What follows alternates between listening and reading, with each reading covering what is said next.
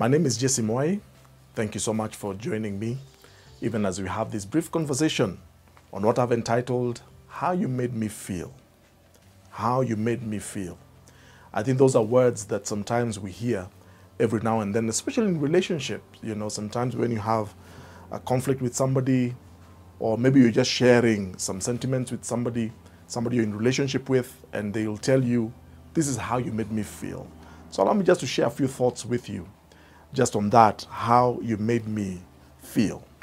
See, Jesus Christ in Matthew chapter 7 and verse 12, he told his disciples, so in everything, do to others what you will have them do to you, for this sums up the law and the prophets. Do unto others as you will have them do to you. It is one verse that is repeated across board, I think, in most places, in different cultures, is do unto others as you will have them do unto you. In other words, treat other people the way you would want to be treated by others. But unfortunately, this is usually much more easily said than done. And a lot of times we treat one another with such contempt and with such carelessness. We treat one another sometimes with such a sense of abandon, and we really don't care how we make them feel. And sometimes we leave people devastated, we leave people heartbroken, we leave people hurting, we leave people feeling disillusioned. And especially more so for those of us, probably maybe you're in authority in one way or the other. Maybe you're a boss somewhere, you're a leader somewhere. Maybe you are in charge of a certain group of people, or people are just looking up to you. It could be probably your children, people who are younger than you. Maybe you are their, or people, maybe you're their boss. You know, it could be those kind of situations, and people look up to you and they expect to find some form of love and nurture from you, some gentleness, some understanding, some tolerance, even as they make mistakes.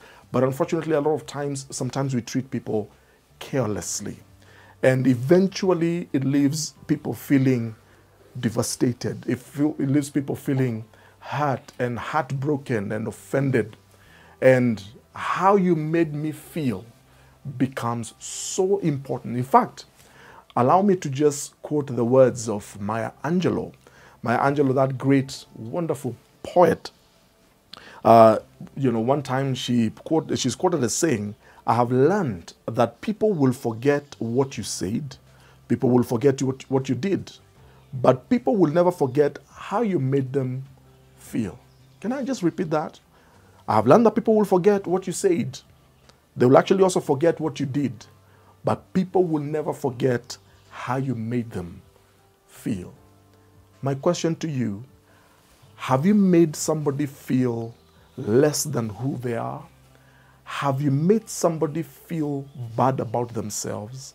Have you left hurt and pain as you interact with people? Maybe through a careless word.